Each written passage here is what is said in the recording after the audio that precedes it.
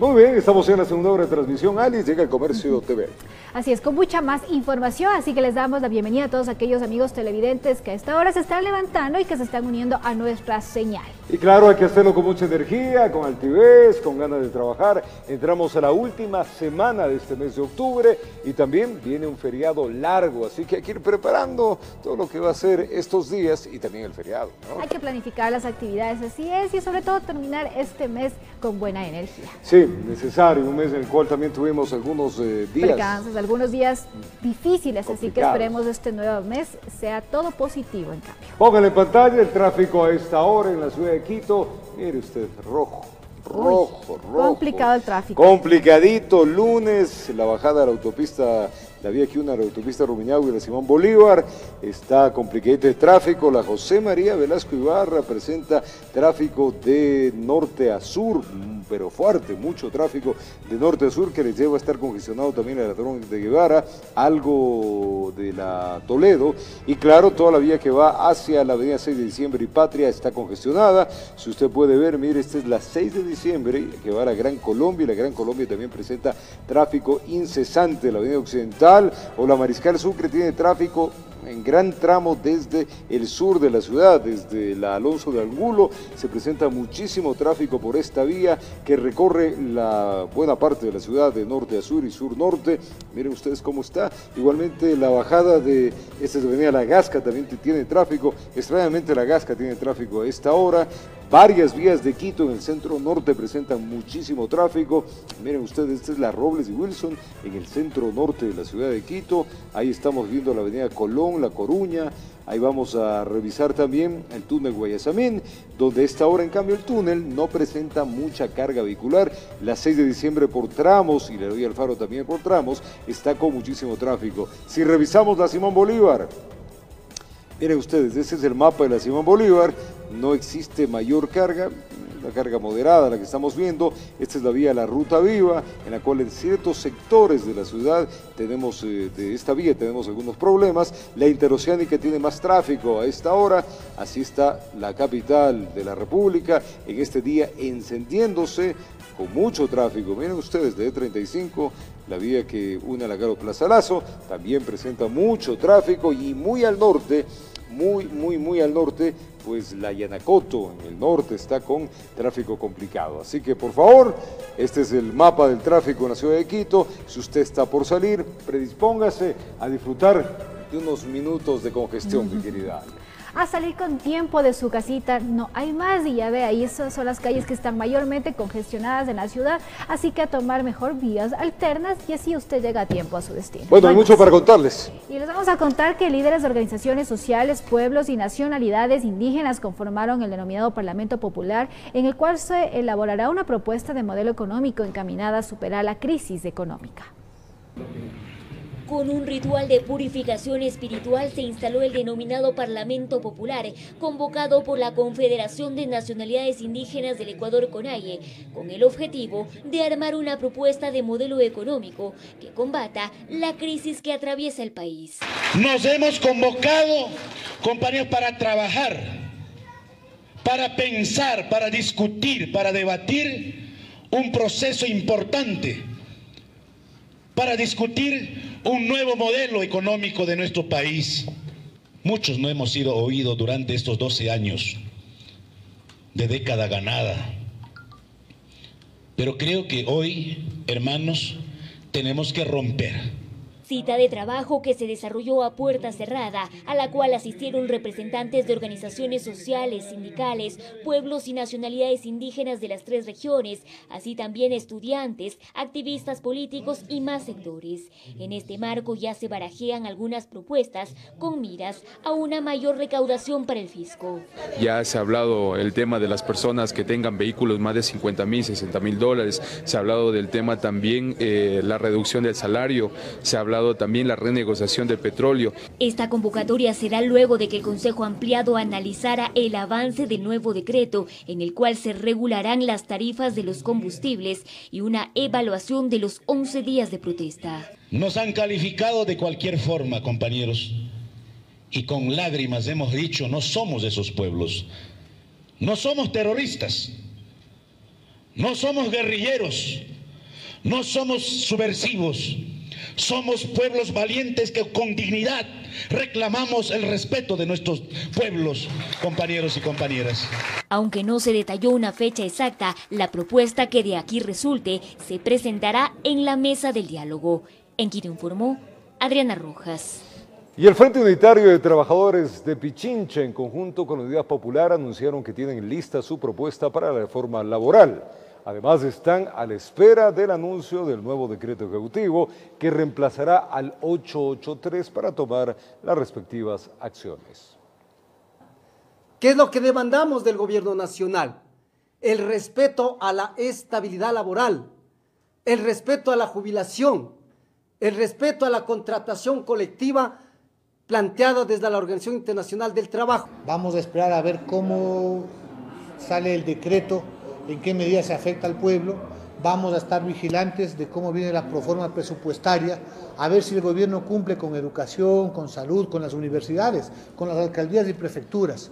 Yo creo que el pueblo ecuatoriano tiene claro que debe hacerse escuchar. Y este sábado se reinstaló la audiencia de juicio contra el asambleísta Jofre Poma por su presunta participación en el delito de paralización de servicios públicos.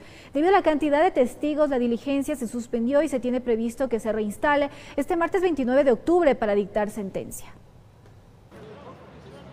El sábado 26 de octubre, en horas de la mañana, se reinstaló la audiencia de juicio de procedimiento directo en contra del asambleísta de Revolución Ciudadana, Jofre Poma, el prefecto de Sucumbíos, Amado Chávez, y de otras 7 personas más, por su presunta participación en el delito de paralización de servicio público. En el tercer día de audiencia, la Fiscalía continuó presentando testigos. Hasta el momento serían 50, en los que constan los policías aprehensores, los operadores de Petroecuador, personal de seguridad y el perito que realizó la experticia de audio, video y afines. Sino a la parte de la reparación integral. No han presentado ningún peritaje, ni técnico ni económico, que determine de que existió, primero, la paralización y segundo, de que ha existido perjuicio al Estado. Según la Fiscalía, el pasado 7 de octubre, durante las manifestaciones que vivió el país, los procesados ingresaron a las instalaciones de la empresa pública Petroecuador en Sucumbíos y obligaron a los operadores a paralizar el bombeo. Esta interrupción de aproximadamente 2 horas habría impedido el bombeo de más de 31,000 barriles de petróleo, ocasionando presuntamente un perjuicio económico al Estado por más de 1.7 millones de dólares. No existe dentro del acervo probatorio un informe pericial que diga eso. Lo que tienen son informes de los mismos funcionarios de Petroecuador, pero esos son realizados de manera unilateral, por lo cual contraponen a los principios de la prueba, que es inmediación, publicidad y contradicción. La defensa técnica de Poma y Chávez han reconocido que tanto el asambleísta como el prefecto de Sucumbíos estuvieron en la estación de bombeos de Petroecuador, pero que nunca ingresaron al lugar. Inclusive nosotros hemos aportado prueba, un mensaje que dio el señor prefecto, donde llama a la paz, a la cordura, a la tranquilidad, a la no destrucción de bienes públicos y privados. El juez ha escuchado, pese a que hubo una oposición de parte de Fiscalía en no querer que ese video se publique. Este martes se tiene previsto que se reinstale la audiencia de juicio, donde probablemente se dicte sentencia. Los procesados, en caso de ser encontrados culpables, podrían enfrentar una pena privativa de libertad de 1 a 3 años. Informó Patricia Aldaz. Y contra Jaime Vargas y la dirigencia de la CONAIE se presentó este día lunes una nueva demanda. Marcelo Ayo es quien argumentó terrorismo, sabotaje e incitación. Solicitó ante la Fiscalía General del Estado la investigación correspondiente. Entre lo pedido por Ayo también consta la reparación integral a bienes patrimoniales y públicos y privados. Y agentes de la Fiscalía General del Estado, en coordinación con la Policía Nacional, allanaron este fin de semana un inmueble ubicado a pocos metros de la Asamblea Nacional, dentro del proceso por el delito de rebelión que se investiga contra la prefecta de Pichincha, Paola Pavón. El operativo se desarrolló durante la madrugada del sábado dentro de las instalaciones del edificio Sebastián de Benalcázar, ubicado a pocos metros del Legislativo en el centro de Quito. Según investigaciones previas, en el 6º piso del inmueble habría funcionado el centro de operaciones de grupos afines a Paola Pavón, quien actualmente es procesada por el delito de rebelión y guarda prisión en la cárcel de Latacunga mientras dura la instrucción fiscal. La operación ejecutada por la Policía Provincial de Pichincha en coordinación con la Policía Nacional forma parte de varios allanamientos ejecutados, en los cuales se levantaron indicios y por los que ya se encuentran procesados 5 ciudadanos. Informó Priscila Cadena. Es tiempo de una pausa y al retornar les vamos a contar que el informe para primer debate sobre reformas tributarias tendría varios cambios. Luego de las ponencias del fin de semana, delegados del sector empresarial y exportador presentaron sus observaciones. Además, en la Asamblea Nacional ya se evalúa la posibilidad de eliminar las pensiones vitalicias a exmandatarios. Esto ha provocado ya diversas reacciones. Y ahora regresamos con mucho más.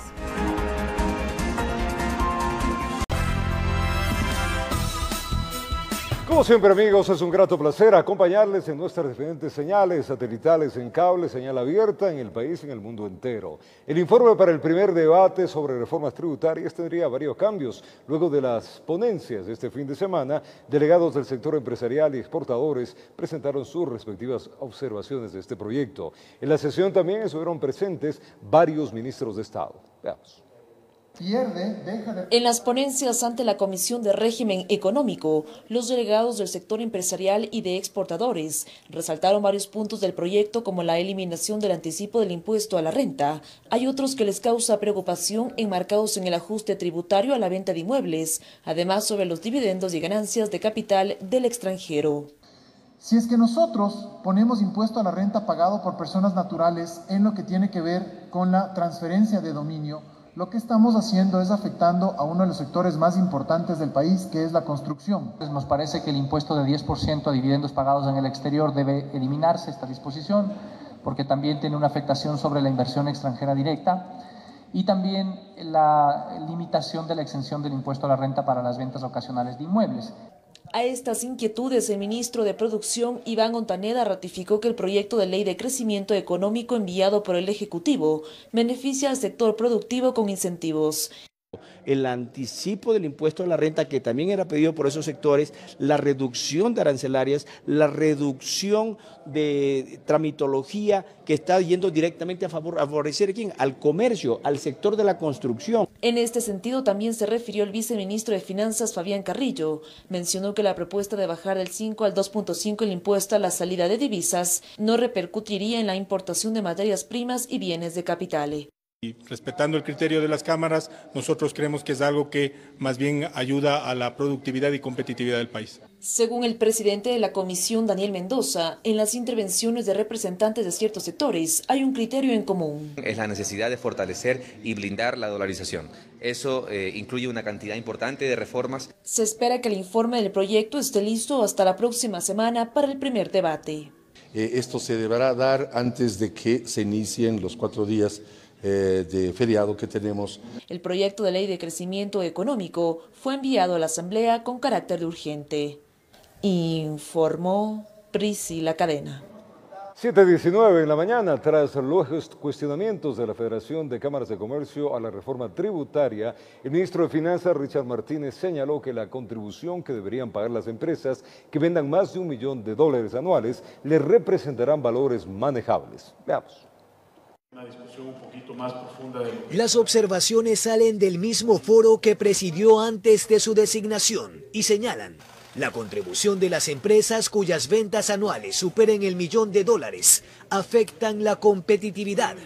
Pero el ministro Martínez cree que se trata de un aporte que no debería alterar a nadie de las 10.400 empresas que estarían abocadas. Una empresa que facturó en el año 2018 $1 millón tendrá que generar una contribución de $1.000. Nos parece que es bastante manejable. Hemos buscado que esta tarifa sea progresiva. Pero que el gobierno está abierto. Para eso ha sido el diálogo, antes y después de los 11 días.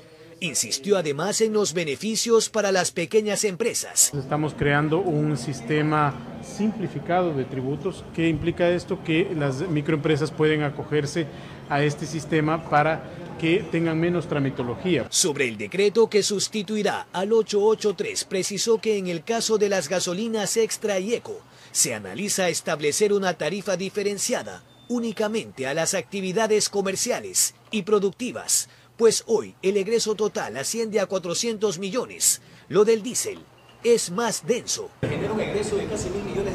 Así es, efectivamente, el subsidio del diésel son cerca de $1.000 millones, termina afectando una cadena de valor mucho más amplia. El diésel es utilizado en el transporte público, en el transporte de mercancías. Lo dijo durante un conversatorio organizado por Aer Guayas.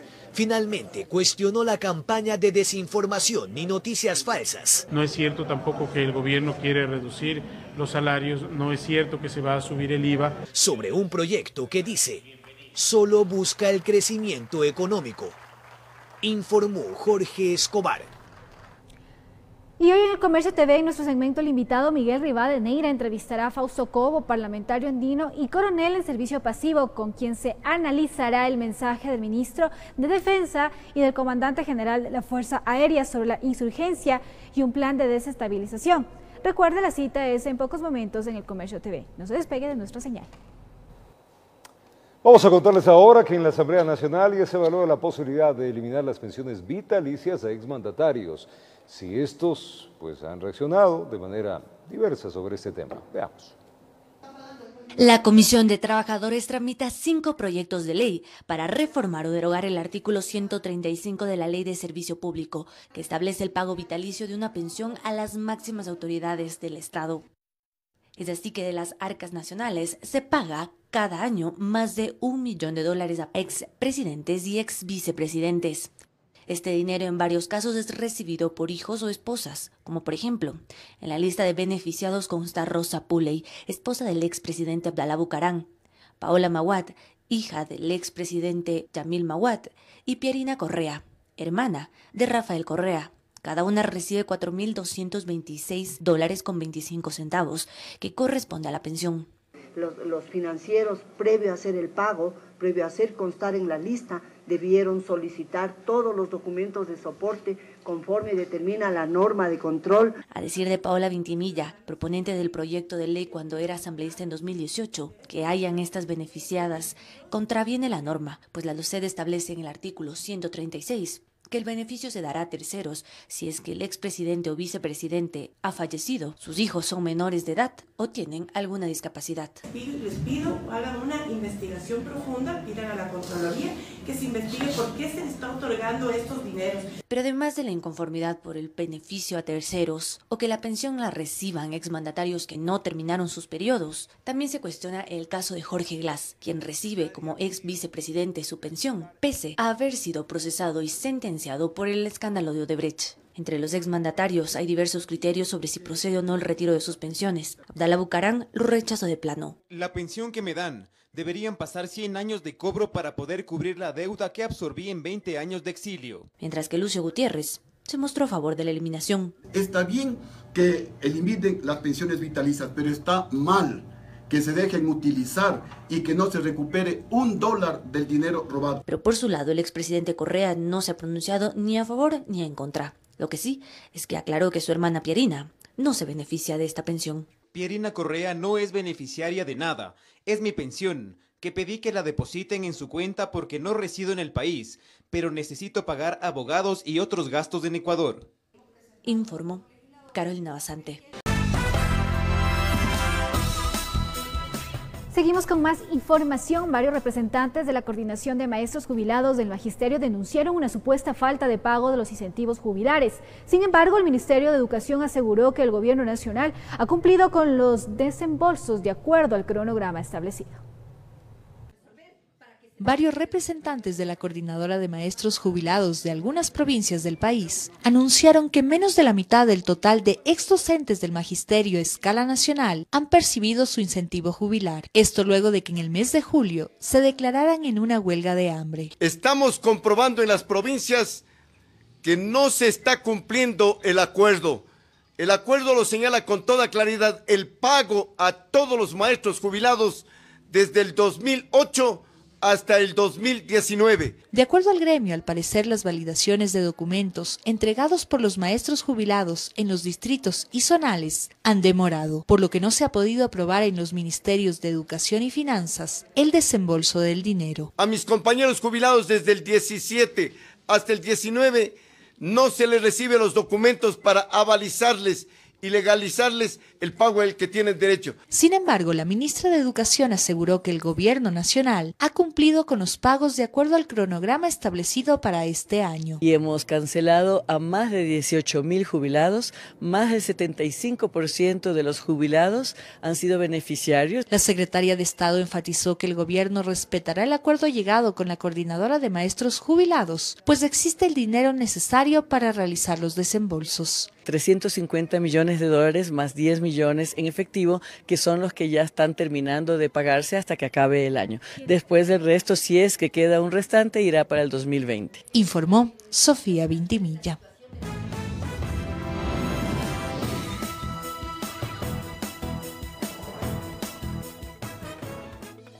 Un feliz lunes, feliz inicio de semana a los televidentes de Televicentro, Noticiero El Comercio TV y a los oyentes de Ecuador Radio, Platinum FM y Radio Quito, noticiero líder en la radio.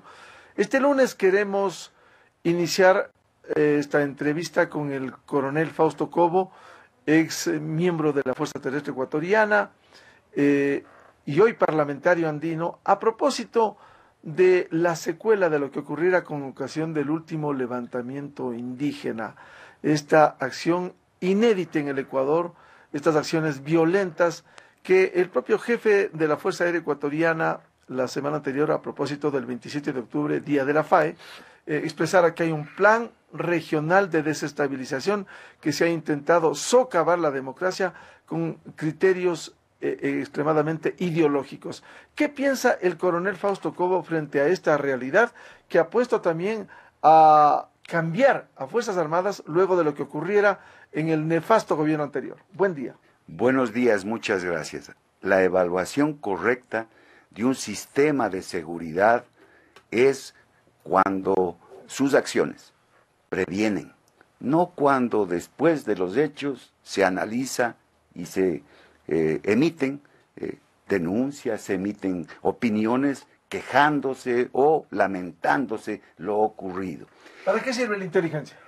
El sistema de inteligencia es el encargado de orientar el esfuerzo de búsqueda, buscar la información, procesarla y producir inteligencia útil, oportuna y pertinente. Ese es el objetivo del sistema de inteligencia. Cuando eso no ocurre, cuando no es útil la inteligencia, cuando no es oportuna, lamentablemente ha fracasado el sistema de inteligencia. Pero más allá, no existe en el Ecuador, y los hechos así lo demuestran, un sistema de seguridad integral encargado de neutralizar, de eliminar, de rechazar los antagonismos, las presiones y las amenazas que afectan a los objetivos del Estado. ¿Qué falló en el último levantamiento indígena?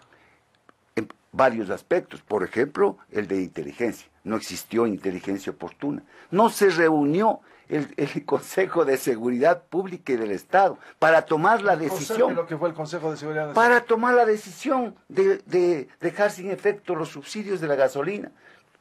Un ciudadano común sabe que el impacto iba a ser complicado, difícil, pero entonces era obvio que para que el señor presidente de la República, al cual yo me solidarizo, tome esa decisión, el Consejo de Seguridad, por asesoramiento de las autoridades encargadas de la fuerza pública, de la seguridad, debía haberse reunido para analizar cuáles van a ser las consecuencias. Si bien al COSEPE convoca el presidente de la República, ¿no debió haber un asesoramiento militar, asesoramiento del nivel del ministerio? Absolutamente. Yo por eso digo, con libro blanco o sin libro blanco, las consecuencias están allí. Hay otras prioridades que debían tener las autoridades frente a lo que ha sucedido, ¿no? Porque lo importante hubiera sido que se prevenga. Mire, el Estado ecuatoriano ha perdido la capacidad de disuasión legítima. Y no me refiero a la disuasión militar, no me refiero a la disuasión de la policía, no, del Estado. Su justicia, por ejemplo, no disuade. ¿Por qué? Porque las leyes del correísmo hacen que los delincuentes tengan grandes posibilidades frente al cometimiento de sus actos y frente a la justicia. Entonces no disuade. Dicen, bueno, yo cometo, tiro piedras, paro o paralizo un servicio público, cierro una central hidroeléctrica, cierro una central, un centro de petróleo y no me pasa nada. No me pasa nada, absolutamente. Vienen los derechos humanos. A propósito, leí su artículo del día de hoy, absolutamente de acuerdo, sesgado el tema de los derechos, de la aplicación de los derechos humanos, de la Declaración Universal de los Derechos Humanos de la ONU de 1948, donde todos somos o tenemos derechos, no solamente aquellos líderes que están ahora en el populismo y en la insurgencia. ¿No le preocupa, coronel Cobo, lo que el jefe de la FAE decía la semana anterior, que hay un plan regional de desestabilización, a sabiendas de que lo que ocurrió en San Lorenzo el año pasado, la muerte de los 3 periodistas del Comercio, se dijo en esa oportunidad que no había insurgencia en el Ecuador, y resulta que hace 8 días el ministro de Defensa dice que sí hay insurgencia. ¿Qué pasó en esa investigación, en esa inteligencia que debió haberse hecho? Que lamentablemente no funcionó la inteligencia, que las apreciaciones no fueron correctas y que lamentablemente las consecuencias están ahí. Porque el plan de insurgencia no nace de la noche a la mañana, esto se viene cocinando un tiempo. Absolutamente. Es más, después de lo que ha sucedido, desde mi punto de vista, el esquema, la estructura insurgente, terrorista, de sabotajes y de toda una serie de técnicas nuevas está intacta. No es que con la decisión del diálogo se ha perdido ese poder que tiene la insurgencia ahora en el Ecuador. Esa insurgencia, ese golpe de Estado, ahí hay una mezcla en la construcción de esa amenaza. Hay una mezcla de actores y de intereses complejas, transnacionales inclusive. Ahí está el grupo el Foro de Sao Paulo, ahí está el grupo de Puebla, ahí están una serie de elementos de intereses del narcotráfico, de la insurgencia, inclusive de los disidentes de Colombia. Aquí están intereses de nacionalismos exacerbados, como el indigenismo. Mire, yo dije alguna vez, y me criticaron, que cuando en la Constituyente aceptaron el concepto de plurinacionalidad en el Estado ecuatoriano, las consecuencias iban a dar más cerca que tarde.